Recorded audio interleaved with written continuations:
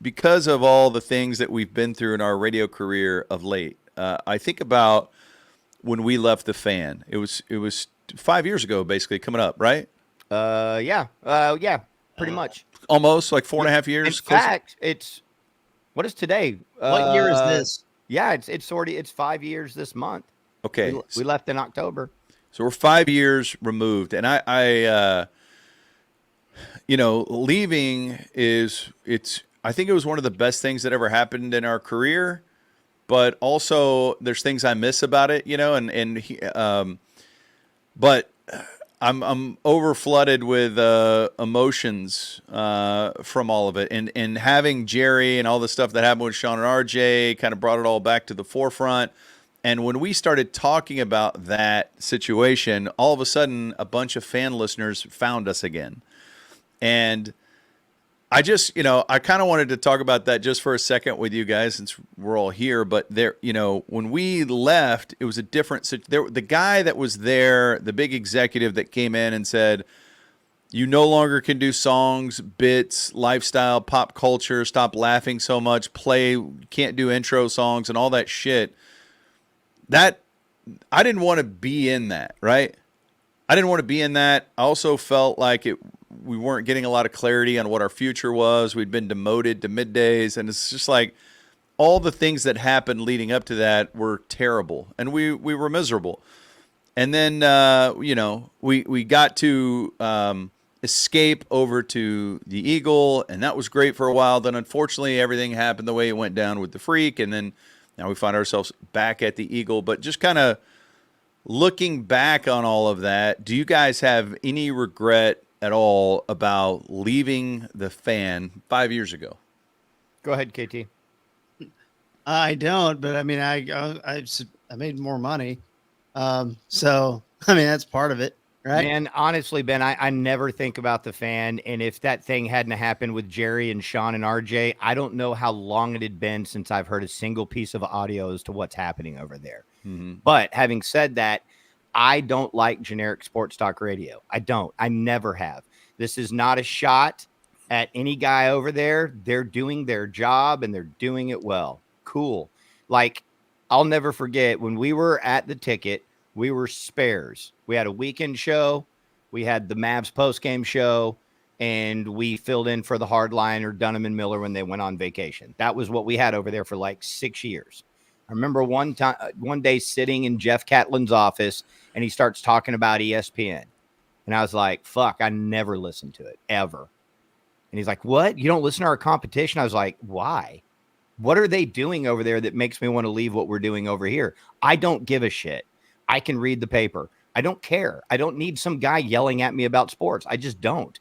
Now, I would go over there if, oh shit, Mark Stein's on there. That guy's incredibly plugged in. I want to hear what he has to say. And dude, I listened to Randy Galloway when we were kids. I love Randy. And then when we went to ESPN, I had a blast. That was so much fun. I think that our show exists today because of what was happening at ESPN. But there's just so much of it. I just don't feel like I need it. And so when you're at a place like that, and like a big part of what you're going to do is going to be playing Jerry Jones clips, like I don't fucking care. It's boring to me. I just don't care.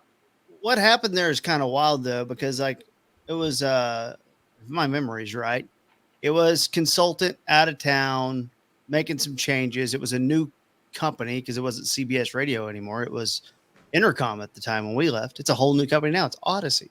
Mm-hmm. It's the same thing basically. But the guy that came that was demanding that we do all that is a guy that had worked with Mike Francesa for many years, because that station that Francesa was on is in that, company. And that guy retired about 90 days. Like by the time we were going on the air on the Eagle in 2020, that guy retired and he's dead now. Oh, so, what? Really? Yes. I'm serious. Wow. So like, I think they're allowed to kind of do a little more. Yeah. And I know this because like I flip around still because I just do. And I'll check it out. I don't listen when I'm listening to radio in the car, it's never for more than 10 minutes, it seems anymore. But like, I'll flip around and see what's happening here and there. and it's not always as strict as it was being hammered down on us in Right. 2019. They're talented guys. Yeah. They're Yeah. I like a lot of the people over there. So it could be great. I don't know. I swear to God, I never ever listened to it ever. Yeah. I do. I switch back and forth. You know, I'll listen to the Ticket and I'll listen to the Fan, and when I listen to the Fan, I'm proud of what we helped build for whatever that's worth. Like when we were there, listenerships were in different silos at first, and we kind of brought everybody together, and we kind of all got on the same page, and it was all for one for all, which is something we learned from our time at the Ticket. And so the thing that I hate about our business is that it makes people cape for management sometimes. That's the shit I hate. Like I love that when you leave a place and you stay friends with people because they're authentic, genuine human beings, right? Like there's still people that I talk to at the Fan, and I love it. I think it's great that we stay in touch. And the main thing an executive at a radio company wants is they don't want you to have any relationships with any other radio stations because they don't want you to have a bridge to go there when your contract's up, right? And so if you cape for management so hard and you're in this radio war, you're like, our station's the only one that matters. Those ones they're fucking assholes. Then you're just, burning a bridge to somewhere else. So I've always valued the people that are just genuine and like have relationships no matter where you work and no matter where they work. Yeah. I mean, I think there's certain people, and a lot of times, look, man, most people do whatever they can do to keep their job.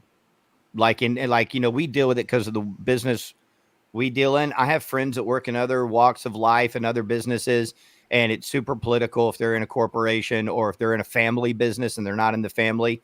It's political, and they do what they do to keep their jobs. I mean, I get it. The difference is that our jobs are very public, and that's another thing. Like if you go into this business, you got to get used to people you don't know shitting on you. That's part of the business, right? It's really cool when people you don't know say really nice things to you. Hey, I listened to y'all. That stuff feels good. It's all part of it. But like those people that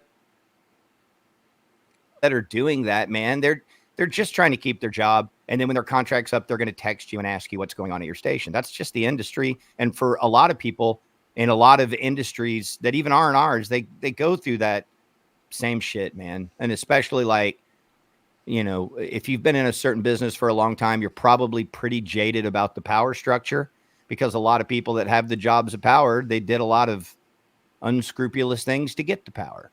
And it's easy to get jaded. I think for me, going to the Eagle kept me sane. I was going insane at that place. I very much did not want to go to work. It bored me. I didn't like it.